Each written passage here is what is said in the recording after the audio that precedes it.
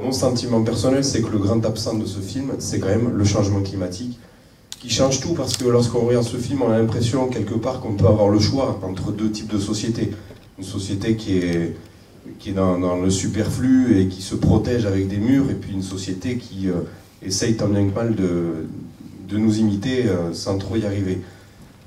Le changement climatique change tout parce que de toute façon, il ne nous laissera pas le choix. C'est-à-dire qu'on sait qu'avec notre mode de vie actuel, non seulement on va droit au mur, mais on y va en appuyant à fond sur l'accélérateur. Donc il faut radicalement, Hulot le disait tout à l'heure, il faut radicalement changer de cap, non seulement pour changer nos modes de vie et nos sociétés, pour plus de justice sociale, mais aussi pour avoir une planète sur laquelle on puisse tous vivre dignement ensemble. Une chose est certaine, c'est que si nous ici, lorsque nous avons la possibilité de nous mobiliser pour faire changer les choses, on n'agit pas, le changement climatique aura des répercussions majeures, d'abord pour les populations les plus défavorisées de la planète, qu'elles soient situées sous les ponts ici chez nous, ou qu'elles soient à l'autre bout du monde.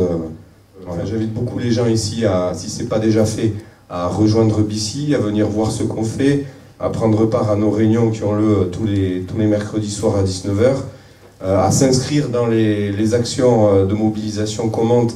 Est-ce qu'on comprend vraiment ce qu'on entend et ce qu'on voit?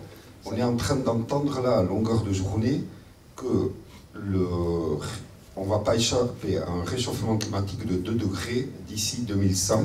C'est ce qui, en 1000 ans, a tellement changé les végétations, la manière dont a été fait le monde, que ça a fait disparaître les mammouths, les mastodontes, etc. Mais en fait, aujourd'hui, avec les engagements pris, on va vers 4 à 6 degrés. Parce qu'on ne parle pas des degrés devant notre porte, on parle de la température moyenne du globe qui est aujourd'hui de 15 degrés. Mais personne ne comprend parce que personne ne prend le temps d'expliquer qu'est-ce que veulent dire ces chiffres-là.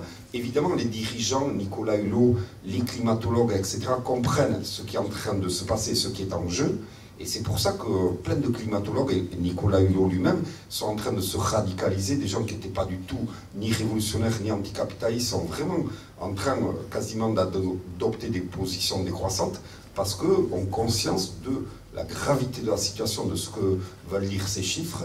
Mais dans la population, effectivement, aujourd'hui, personne quasiment n'en a conscience, et donc il y a vraiment un travail de sensibilisation et d'information énorme à faire. Il y a 10 ans, il y a eu une mobilisation internationale à Seattle qui a permis de bloquer l'OMC. L'OMC, ça n'est pas encore remis, et pourtant l'OMC, c'est les multinationales, c'est les lobbies, etc. Et la machine a été bloquée par la mobilisation internationale, des ONG, des mouvements sociaux, etc., etc. Et donc ça prouve qu'il y a vraiment une capacité des gens à peser sur le cours des décisions, contrairement à ce qu'on peut croire, mais de toute façon ils feront ce qu'ils veulent, etc. C'est pas du tout vrai. Et à Copenhague aujourd'hui, il y a un sommet qui va décider de comment va être le monde demain. Ça aussi, on ne se rend pas compte de l'importance de ce qui est en train de se négocier là-bas. Il faut demain faire du collectif, du transport au collectif, faire du non matériel, la marche à pied, le vélo, etc. Et puis penser à un autre aménagement du territoire, c'est-à-dire qu'aujourd'hui, ce qu'on a dénoncé par exemple pendant notre traversée en vélo du Pays Basque, c'est ce qu'on appelle écoquartier à Saint-Jean-de-Luz, qui est un quartier pour 2000 habitants. Bien sûr, tous les habitats sont super isolés thermiquement, c'est aux meilleures normes, etc. Mais ils ont fait 2000 habitants à 3,5 km du centre-ville, avec des pentes comme ça, donc évidemment, sauf pour les sportifs, c'est impossible d'aller en vélo, etc. Il n'y a pas une ligne de bus, il n'y a pas un commerce de proximité dans le quartier, 2000 habitants, c'est-à-dire qu'il n'y a pas une boulangerie. Pour chaque fois que les gens devront acheter une baguette de pain, ils devront prendre la voiture et aller au centre-ville à 3,5 km. Ils appellent ça écoquartier. C'est tout ça qu'il faut transformer et rapidement, parce que les enjeux, ils se jouent dans les 10-15 ans à venir. Et là, c'est pas de la démagogie militante, etc. Soit dans les 10-15 ans à venir, on arrive à changer le cours des choses au niveau politique global, Copenhague, etc., etc., et au niveau d'aménagement du territoire partout, soit vous pouvez être sûr que c'est à peu près foutu. Donc c'est maintenant qu'il faut se bouger.